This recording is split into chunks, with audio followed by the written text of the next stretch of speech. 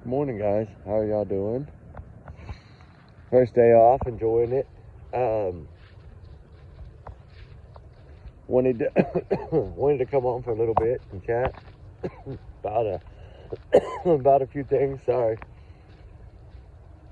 I woke up this morning coughing like crazy. This air is a little cooler this morning. I don't know, tell it, probably blowing all kinds of stuff in the air. But I've tried searching anything on updates on any of these cases. Emmanuel Horror, there's nothing. They're saying that everything is still sealed, like completely sealed in this case. They're not telling much at all. I know, do y'all remember the Caleb Collins case? The little, what was it? He was like, he wasn't that old. I don't even think he was, 15 months old, I think. Something like less than that, maybe. That was a long time ago. Remember the father took his Caleb Collins' little sister, and then the wife, the mother, put him in the truck and took off and then hit the tree. Remember, trigger warning? And the little sister and the dad didn't make it, and the mom did. And then they arrested the grandpa, and they charged both of them. And they both entered a plea, as y'all know, of not guilty. But evidently they're saying that doesn't matter. They have enough. So I don't know what they have. I know that anytime it's a minor, it's sealed so good that we don't really know. But, you know, there was so much that went on in that case. It was so sad, so heartbreaking. Everybody's looking for that little baby, and he was right there the whole time in that yard, in that fire pit. Sad, isn't it? And the Lamb King case, I did speak to someone, and Lim King, you remember the little 7-year-old autistic boy that was outside with the mother's boyfriend that we learned later, and he vanished and they found him in the pond? Well, evidently they're still investigating that case. I thought it was closed, but it's not. They're saying that it's still being investigated. It's still an open and ongoing investigation. So, what does that mean? We're looking at a Jaden Spicer case, or we're looking at just a complete accident? I don't know, but I don't know why the investigation would still be open unless they thought something different could have happened. That's the only thing I can think of. And that's the thing, keeping up with these cases even when they're gone, because you never know. Remember the little boy up in, up in New York, in that little island town that was found with no clothes on and his phone? He was a mile from his house in a straight line, found it up under some trees next to some briar bushes, and they had first said accident, then the reports came back and they said the mom, and they were investigating her tires and that she possibly dropped this child off, and all this stuff was going on. And then they came back out and said, no, I don't know. Now, evidently, they're looking into something else. So it's, hey, I look at it as, even when we think a case is closed and shut, it's not. And that's a good thing. That's not a bad, because I think that these children deserve every bit of an investigation, because it's not something that is normal. I think it's what's all going on in the world today, in today's times, that a lot of these parents, they're just snapping, I guess. I don't know, but I think it's a good thing that they're looking into them.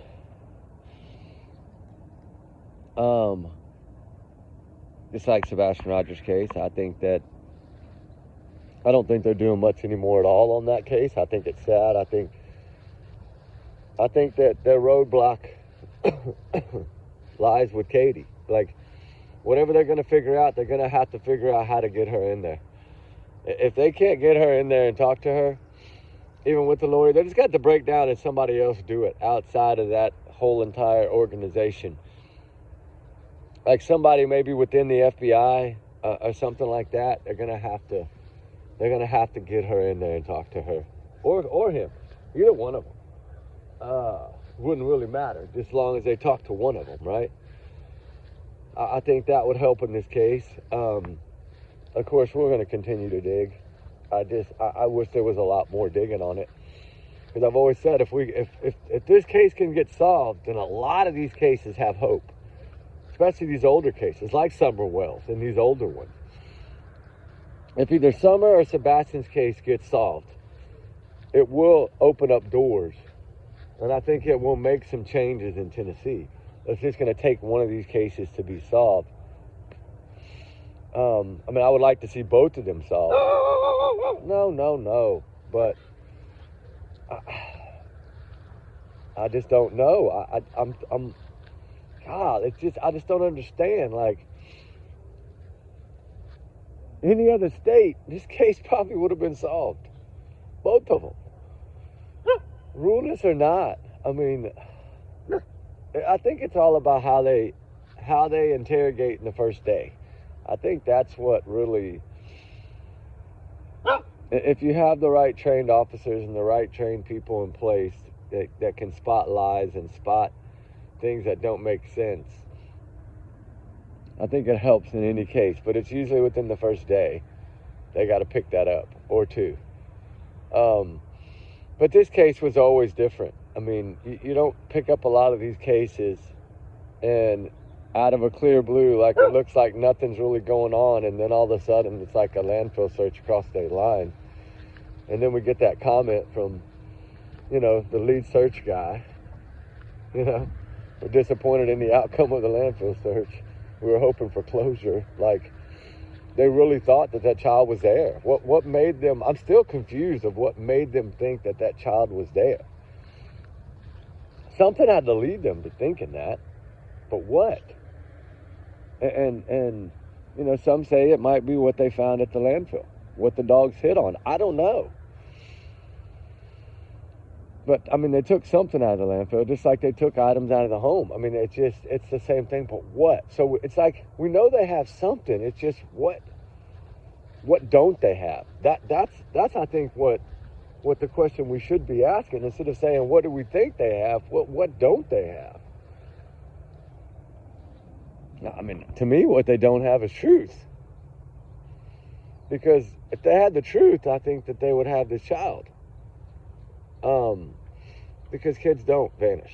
They just don't vanish like that. Like, it just doesn't happen. There's not, some people might think there's UFOs or what. They might think that, but there's no proof of it. No proof of no spaceship flying over a house sucking kids out. I mean, I just don't see that. Why would it be only one kid in the middle of Hendersonville, Tennessee, right? Nah, it'd be somewhere in New Mexico, the first one that I would think would happen, if it was going to happen, next to Roswell or something. Who knows? But I think that in order to get the truth, they're going to have to somehow figure it out. I think that they should be able to do military tactics. I think that they should be able to get military personnel higher than them too. Maybe their supervisors, maybe somebody that worked with them along the lines, or somebody that worked at that base, that an investigator or something. You would think that they could bring in military people to talk to them without a lawyer, right? Because especially if she's still considered active duty, they should be able to say and do whatever they want to her. They should be able to interrogate her just like they would anybody anywhere. And I did ask those questions. I was like, hey, is this possible? And of course, yeah, from what I'm learning, it is possible. So why not get somebody within that military Navy there to pull their folders and ask them, hey, you think y'all can help us with this? Like, what does it hurt to ask? Worst thing that can be said is no. Why come people don't think about these things? I wondered that in the Travis Decker case. Why didn't they bring in someone that he knew from the military? Someone that knew him in the very beginning. Like, I don't understand. I'm lost, right? Because military has more power than law enforcement. I'm sorry. Military is trained for one thing and one thing only: to defend the country at all costs, no matter what.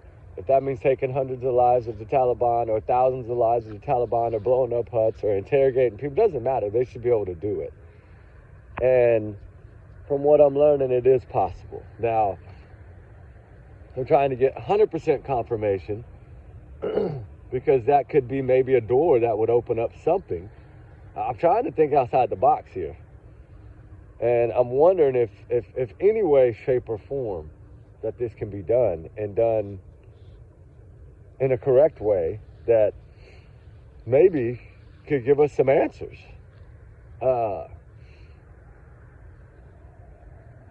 I don't know. I'm just trying to think of everything. What? Because the problem is when you lawyer up like that, it kind of washes the hands of the detectives. Like they can't really do anything. Their hands are tied because they have to deal with it. I mean, a proven example is this new case of Celeste Rivas Hernandez. This David Burke guy, he's not saying one thing, right? He's got one of the best hotshot lawyers he could get. And he ain't said a word, and he don't have to. But, I mean, he is a subject of the investigation. I mean, they did put that out. AI will even tell you that right now. He's considered a subject of the investigation, which he should be. That's his car. That was evidently his fiance. So, I mean, make that make sense. Why aren't you sad or mourning, right? Why weren't you at least rushing home to find out where she was? If you really truly loved this person. I mean, evidently you did. In some way, shape, or form, you did love this girl. I mean, I don't know what changed or what went on, but, you know, the problem is these celebrities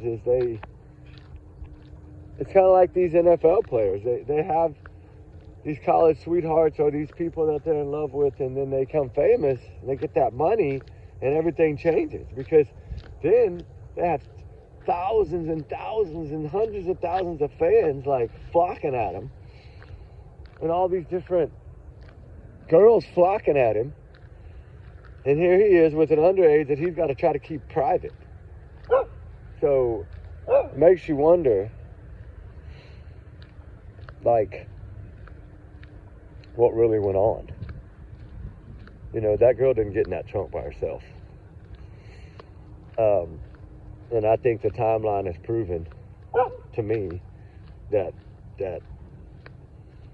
you know, we'll see. We'll just have to wait and see actually what the full autopsy and toxicology report.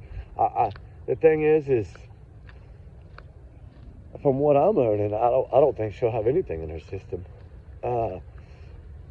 No, that's if these other people are right? Like, so I don't know. We won't know that until it comes out, right? That's what we all waited for on the Riley Strand case. Remember, everybody kept saying, we got to see this toxicology report and see, like, you know, you want to know. But I've always felt like the Riley Strand case was no accident. I think a lot of us have always felt that way. Just like I think the Caleb Harris out of Corpus Christi case is some kind of foul play went wrong there too. Whoever that was that he was meeting at the Oso Bay hiking trail, I believe, is whatever happened to that child. And I mean, that one, they're still looking into it, but if they don't have it early, they're just not going to have it. It doesn't seem like. Because everything that they've gone through is all they got. Unless something new just kind of falls in their lap, of course. But the odds of that, right? The odds of something new just falling in their lap after all this time, it's kind of like in the Sebastian case. It's going to take one certain something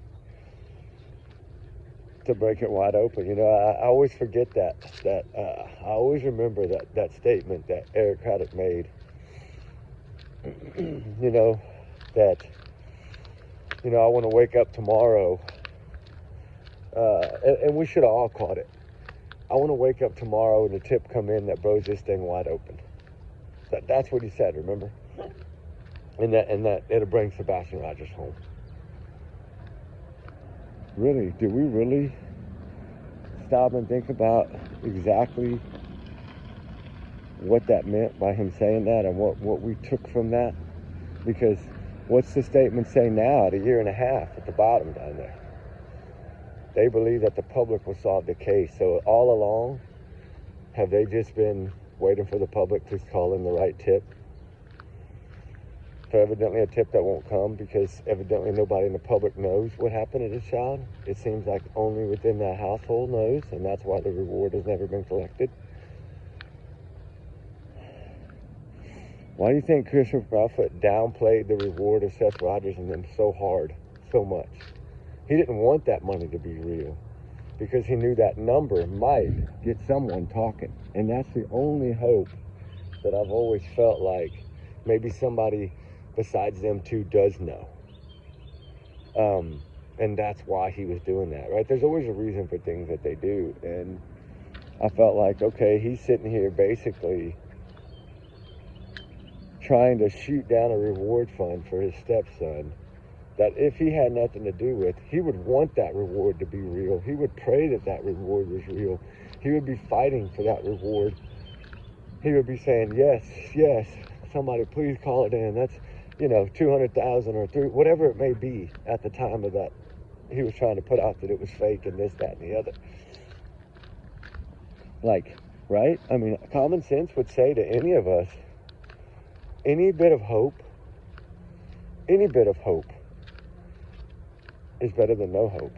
And I do believe that if you look at that, right, just think, for instance, if that was one of y'all, right, and it was your child or your grandchild, just say your child or your stepchild or whatever, missing, and all these different organizations like Dog the Bounty Hunter, big celebrity status, join the case.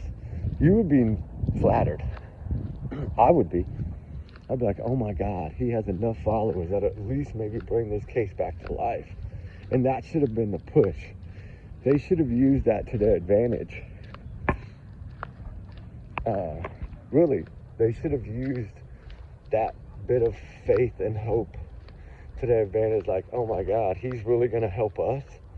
Like, they should have been like, I want to meet you. I want to work with you. Like, we want to help you. We want to search with you. Thank you for, bringing your buddies here and helping us raise this money to find Sebastian and find the truth and bring him home. Right? That would have been, you'd have been begging these people to help. You'd have been thanking them, like, with everything you had. I mean, you'd have been like, hey, I'll bring you coffee every morning if you're going to help me find my son and raise a reward, or my stepson. You wouldn't shoot it down. You wouldn't shoot down something so powerful that could really possibly get you answers, possibly get this case solved, right? I mean, common sense tells us that 90%, 99.999% of people would have been flattered and would have been honored and would have been happy that someone was doing their son a big reward, right? And I always wondered about that, but we never really talked about it. But I did wonder those things. I was going over a bunch of my old notes trying to figure out, okay, what about this and this and this? And what could this possibly mean? And the more I thought about this thing, and the more I thought about Dog the Bounty Hunter and celebrity status, who wouldn't have wanted to have that man working on a case for a missing autistic teen? Like, right? You know what I'm saying, right? If that would have been y'all would have been like patting this man on the back. Oh my God, thank you. We're going to get out here and we're going to hustle too. We got friends. We're going to try to raise this reward higher. How come I never did that? How come we shut it down? How come they paid a PI $15,000 to publish a fake video and tell lies that he got tired of telling? I bet you right now, if you sat that man down and asked him if he believed Chris and Katie, he'd tell you no. I can almost bet it. The way he just coldly got away from them and realized that they were just using him. It's too late now. He done the damage, but I'm just saying, that would be more of an incentive to me, that if I had the information he had, like if we had the information that he had right now on Chris and Katie, this would be a different case. because I would be pointing out every little bitty detail and every little bitty lie and every bitty little thing that they wanted me to do that I realized should have been a red flag in my head, and it wasn't, because it was about money. It's $15,000. You're going to listen and say whatever they want you to hear. That's $15,000, a lot of money. But why didn't that $15,000 go to the reward? Why didn't Chris and Katie ever, if they have all these powerful friends, why didn't they start their own reward? Say, hey, you can do one, we can do one better. We're going to get Sebastian home, right? Because they're the ones saying that they're going to find him and they're going to bring him home. But they ain't done one thing to do that. You know what's sad is they haven't even put up $100 reward for their child. Not $100. Not $50. Not $20. Not even the money that Sebastian had on the table today offered to the reward fund. Think about that. Really think about that. And why would he shoot it down? Everybody said he was always trying to get everybody away from that area and to keep... Yeah, he was. I do believe that. Because he was nervous that somebody was going to bust him and catch him, and then they were going to be caught. And his worst fear has always been jail. I think that since he's been 17 years old, he's been worried about going to jail. Because he should have went then. But his mama bailed him out. You know? It's just... He's always been right there on mama's right side, up above, holding on. Won't let go like a 1-month-old. Y'all know what I'm saying. Why haven't they stepped up and done it? Why haven't Terry and Kathy stepped up and done it? Really down deep, do these police officers not see what we see? Is that what it is? That blinders on? Do they not see that a parent should be excited about a reward, not shooting it down?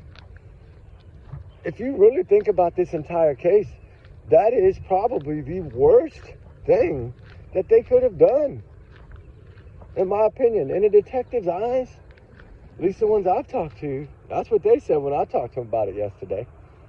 Hey man, you know, really, I've been thinking about this, and I'm wondering, why would they shoot it down? Guilt. That's the first thing and only thing he said. Guilt. And this is a guy that was a homicide detective for 32 and a half years. 32 and a half years. He worked over 600 and I think 55 cases, if I'm not mistaken. And now he's, of course, in the oil field. He's a salesman, but that's okay. It's still, he did his duty, right? And he still does it, because I asked this poor man a lot of questions. Randy, I do ask him a lot of questions, Randy. I ask you a lot of questions. I know, and you're patient. It's because he has a heart for these cases, too. And he said to me numerous times about the serious red flags, right? And, you know, this being probably, like he said, one of the biggest bombshells, one of the biggest bombshell drops that police should have picked up on, should have been them shooting down what should have been hope and faith of money from my son to bring him home. Oh yeah, we're on it. We're with you, man. Thank y'all so much. And we're going to contribute, and we're going to ask all our people to join. We're going to ask our people to donate money. Let me get around and get to all my friends, all my crane operator friends, and my military buddies. Let's get all of them to donate some money to help us. Why did they go into this not wanting money? It wasn't, don't let them fool you. They didn't want them. They tried everything in their power to keep this case to grab a little attention as possible. That's what they wanted. They didn't want this to be a Riley Strand case. They really didn't. But you know what's good that it did get that way? Is because they didn't want that way in the beginning, and then their ego shifted. Well, Chris's ego shifted. Because the closer people got, the more he started talking on YouTube and other channels. The more he started coming out trying to explain his side, which we weren't asking him today. It never was about you. It was always about finding Sebastian. It's never been about you, Chris. It's never been about you, Katie. It's only been about finding Sebastian Rogers. That's all that matters in this entire case. Not them. Not anyone. But I'm sorry, I hate to harp on this, but I really wanted to get this a point to see if I'm trying to find little things that might raise eyebrows in certain people's eyes and make them want to talk about it, right? That's what I'm trying to do. I'm fighting with everything I got in me to make this case become alive again. And I'm only one little grain of sand. I'm a nobody on the YouTube map, really. Me and Ruby are a nobody. We're not really watched by many. We're not really viewed by many.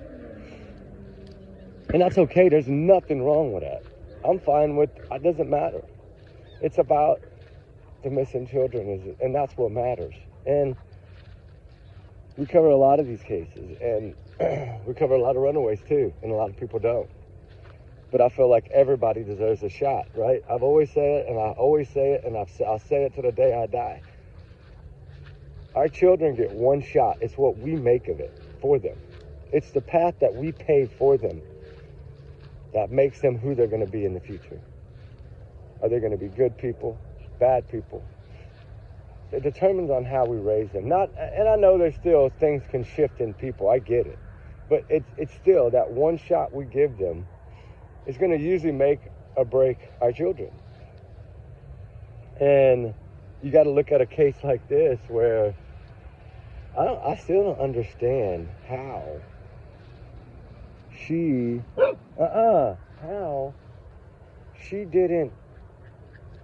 wasn't able to, like, why was she worried more about cameras in the neighborhood that morning? And why did she never really say his name? Like, I can tell you what I was told, and that's just someone's opinion, but they never wanted this to get big. They never wanted that. They were hoping, okay, small town, little Tennessee. Hey, summer's still so big. Raleigh Strand's going on right now. We're going to be okay. It's not going to blow up. And then sure enough, they found Raleigh Strand. And what happened? Seth Rogers made it happen. He started getting out there after, day 5 or 6, screaming, yelling. People saw that and wanted to be a part of it. People saw that and they felt his pain. People saw that and then they saw Sebastian smiling with that big old smile, and all they could think in their head was, where's this child? What happened? Right? And it makes you wonder, Ruby, please, come here. Come here. Come here.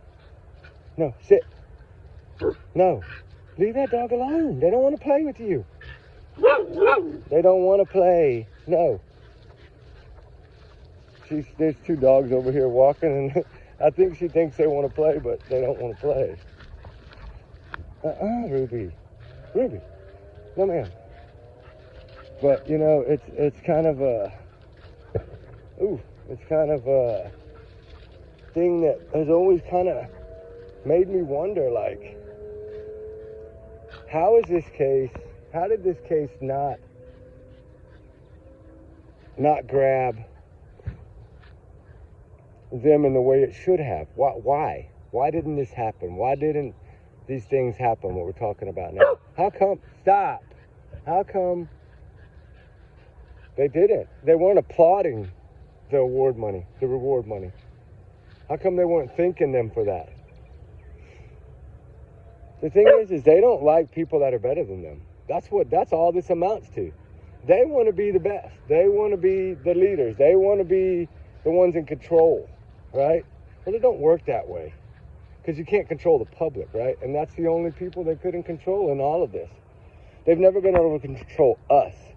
As bad as they may hate all of us that sit here and talk about this case and want us to just shut up and let it go away, because, as long as one person is still talking about it and videos are still circulating, even if it's small, and they're still circulating online and on YouTube, then that means people are still talking about it somewhere and people are seeing it. And even when you see that kid smile on a thumbnail, it makes you think of the case again.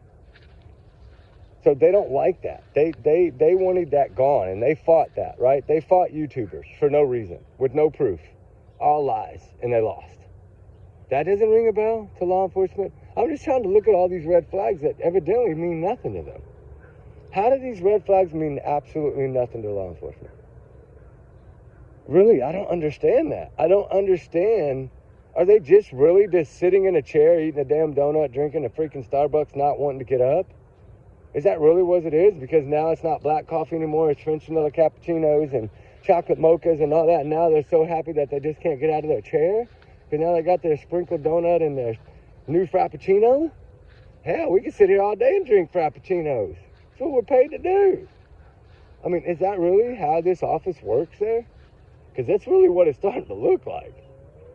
That it's just a bunch of social time going on. When we were told that this case would always be in the forefront, they're not even talking about it.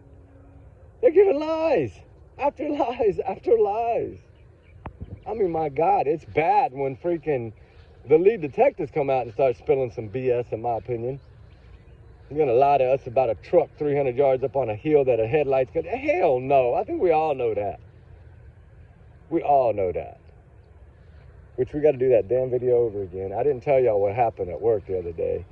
You know, we went about 5 days of no videos, right? It's because I had a whole bunch loaded, but my phone fell in the damn water. Out of my dang top pocket. My Velcro top pockets on my fishing shirts, it just slid right through the 2 pieces of Velcro and was gone. So any videos I had stored that were loaded and uploaded, I just hadn't done thumbnails for yet, I don't have any of them. Now I got to go in and try to see if I can pull them up off of my backup iCloud. I think they might be there. But if not, we're going to redo it, and we're going to be happy to redo it because we learned a lot from the first time. So this time what I think is instead of I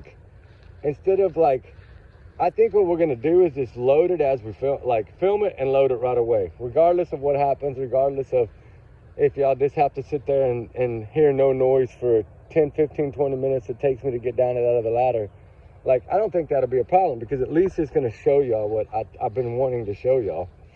I don't care anymore what people say. I'm going to just show it as it is, and they like it, they like it. If they don't, they don't. I mean, it ain't like they haven't seen what we've done. We've tried to send everything in and be nice.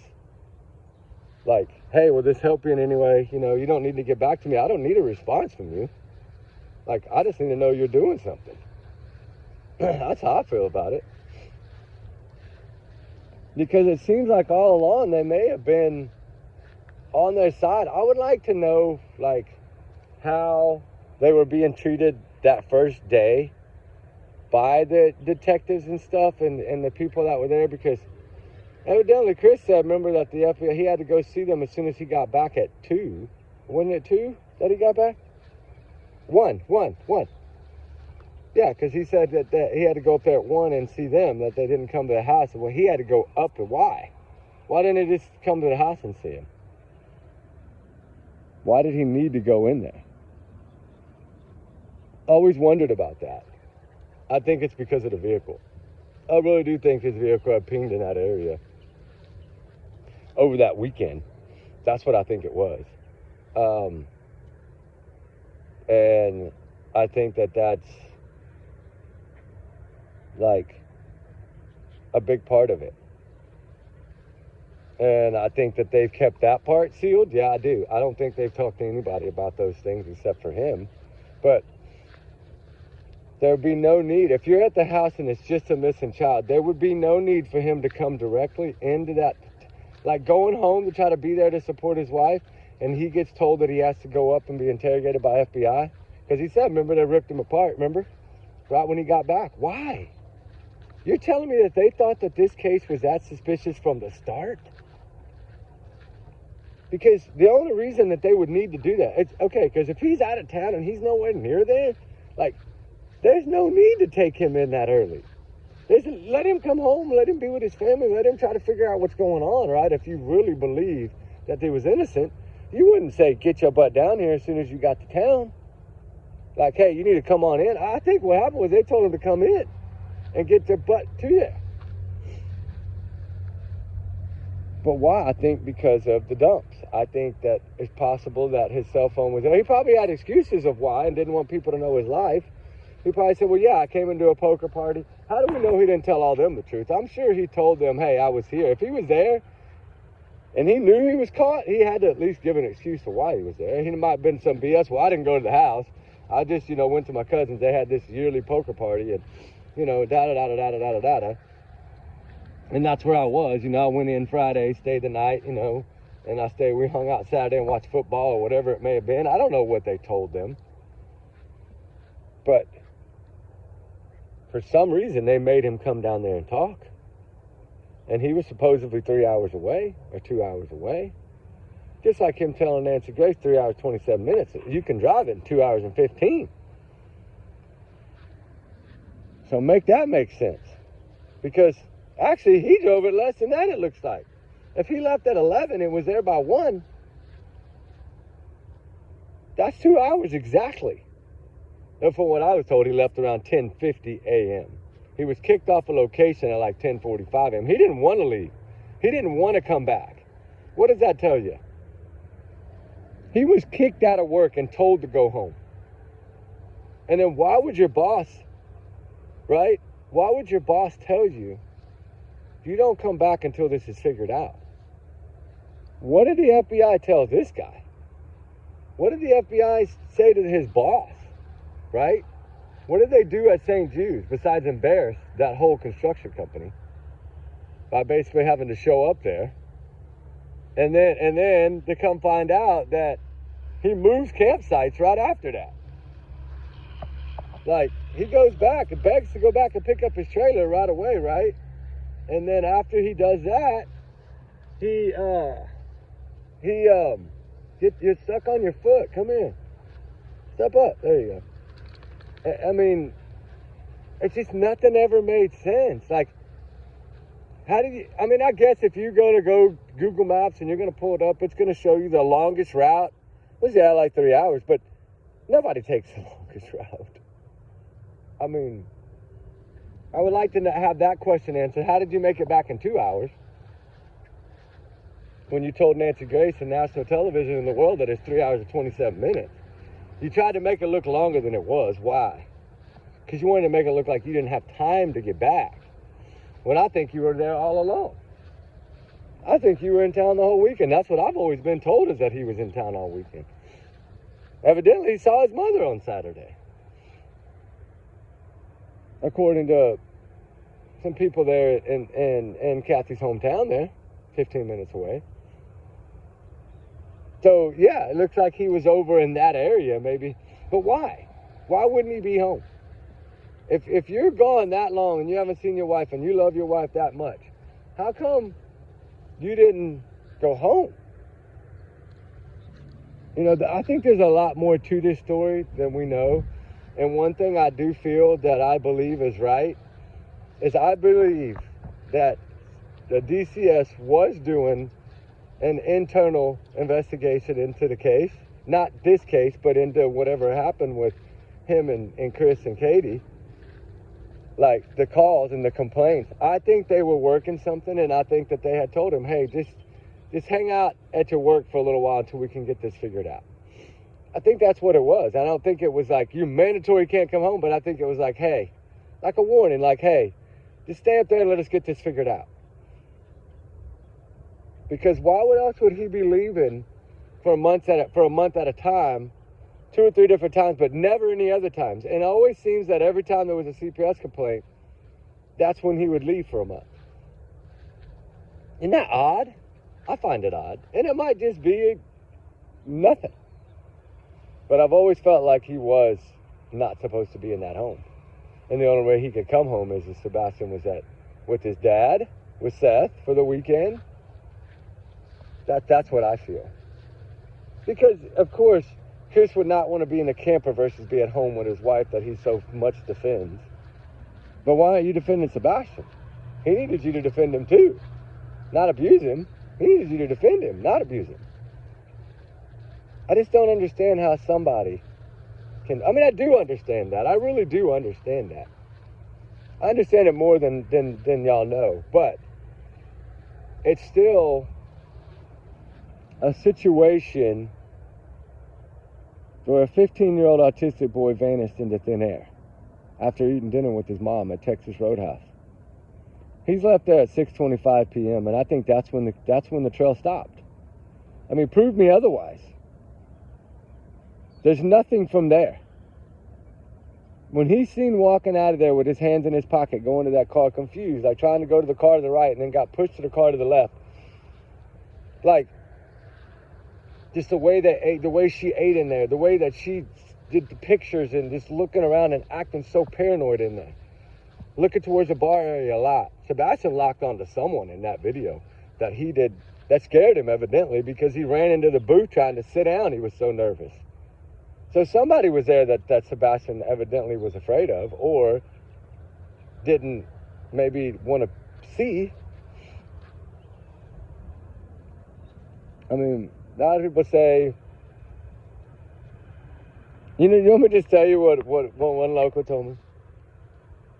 That Chris was at the restaurant, but he was wearing a wig. Now, I don't really know about all that. But then, you know what?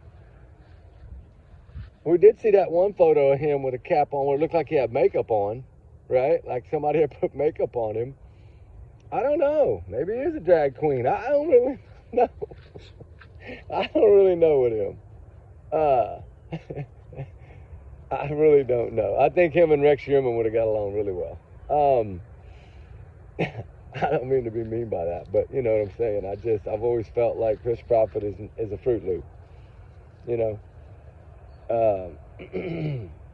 And I've just never understood why, at least in this case, law enforcement didn't utilize the complaints against. And I know if you don't have someone to testify, it goes nowhere, right? If you lose a witness to testify, right, just like in the Nikki McCann case, that witness said, oh, he had lied because he wanted to get out of jail, right? Like when they do that to you, it messes the whole case up, right? And it can do that. But if you really look at the overall picture here, what makes sense? Here's Katie and Chris were shooting down a large reward when they should have been so happy that it was even being talked about. Whether it was real or fake, they should have been on that wagon like flies on shit. Really. They should have been like, there's the hope we need. There's the fake. All right, Dog the Bounty Hunter, and they're going to raise a buttload of money? Hell yeah, we're on. We're in. Count us in. We'll bring our checkbook. Right? Why did that not happen? Why does everything appear to where Katie and Chris did not give one care in the world about Sebastian Rogers? It's because he was a burden to them. He was a problem to them. He was fixing to get them divorced. He was fixing to lock up his stepdaddy. That's how I feel about it.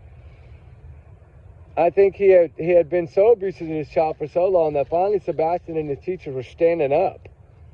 And what usually happens when you stand up to a bully or stand up to somebody like that, right? What usually happens? You usually don't disappear, but for some reason he vanished. Vanished like the wind. 1 second it blows, 1 second it stops. Just like vanished into thin air. It doesn't happen. We're going to keep fighting. We're going to keep pushing. There's so much more to this case. We just have to keep digging. But y'all let me know what y'all think about that. What do y'all think? If you put yourself in those shoes, you would have been like 200,000, even when it was at 100,000 in the beginning. When Dog the Bounty Hunter is backing a reward that he's got plenty of friends that's nothing to them, right? They got cars that cost more than that.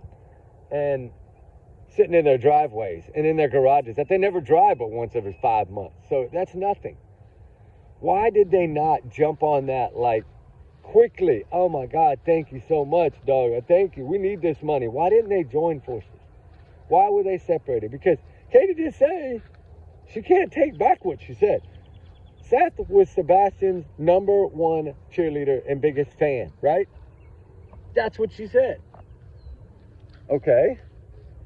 What does that tell us? That Seth has always supported Sebastian and always been right there and always comes running when Sebastian wants him to be there and pick him up. Seth would take Sebastian anytime he could. Anytime he was free and could take him, he would take him in a second. He was looking so forward to Sebastian moving in with him that summer. But the sad thing is what he didn't know is that Katie never planned to let that happen, in my opinion. She knew she couldn't, because then all the CPS, all that would come out. If they had let this child go live with Seth Rogers, all the truth would have came out and Chris would have been locked up. Because Seth would have, he works for the sheriff's office, the prison.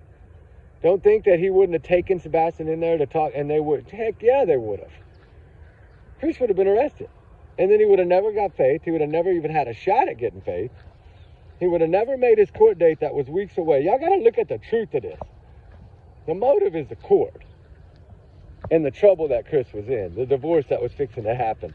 Like Katie's world was falling apart because of her son. But it's not her son's fault. It's because she chose an abusive man, a child abuser, a woman abuser too. Chris Buffett is just a flat out abuser, just like his mama is. They're both the same way. A lot of people don't talk about that, but I bet Terry's life is hell with her. I can just see her yelling at him for everything. Every little thing. You're never right. Take off those bottle cap glasses. Go fix your teeth, boy. I'm sure she hounds her husband all the time. But she only married him for money anyway. But I'm sure she hounds him. Hounds him. But, you know, still all in all, it's not about them. Well, kind of in a way it is. But we'll get into that next video. Because we haven't talked about old Kathy and Terry in a while, and I got some things to say. I learned a few things from some of their companions. I learned some things from a lady named Carol, if that ring a bell, to Chris's mother. You know Carol, right? You know Carol a long time, right? 23, 25 years? I spoke to her.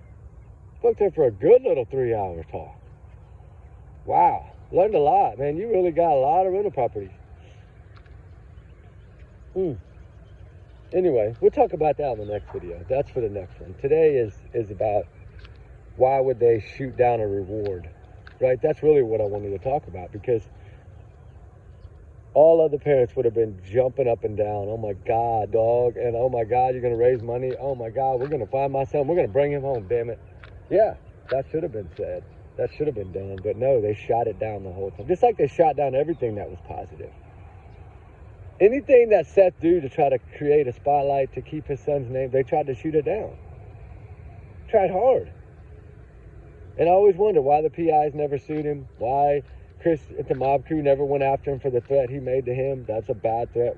Why didn't he file? You know, they can file on those other two YouTubers. Why can't everybody file on him, right?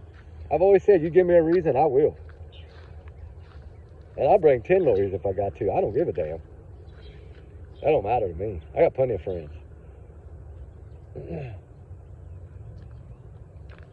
know, you scratch people's backs through life, they scratch yours back when you need it, right? That's how I've always said it. That's why I told Dollarvision whenever he thought that he was going to, I told him, I got a good lawyer.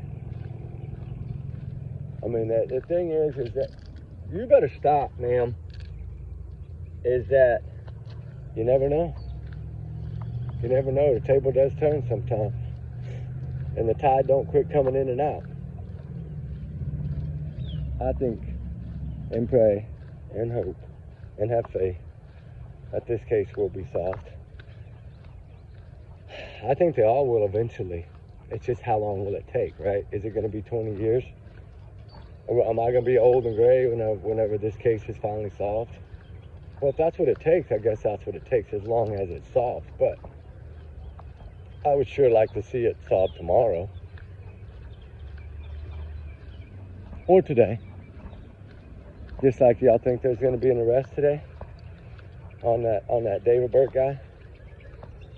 I think arrest is coming, but I think those lawyers are going to keep him kind of, that's like his little security blanket right now, but I don't think it's going to protect him. Because once all the DNA testing and all that comes back from the trunk of that car and that bag and that plastic and finger, just wait. Once it all comes back, all it takes is one fingerprint on any of that plastic, on any of that stuff. And that's it. That's all it takes. So hopefully they get the answers they need to this case. I don't think that girl climbed in that trunk on her own, so. Just like Sebastian, he didn't disappear on his own. I don't believe. You're not going to persuade me of that, but there's no logical explanation, because, you know, you got 20 plus cameras and you're not seeing on one, and then you got cameras on the outside of that neighborhood, to the left and to the right. You got school cameras. You got all that. I still want to see the school cameras from that morning to see if Katie really did ride around that school or not, and if her windows were down or if her windows were up at the school. I would love to see that video. If anybody can find it, send it to me. I would love to see that. But anyway, y'all guys be good, be safe. Remember, you know, these are just my opinions.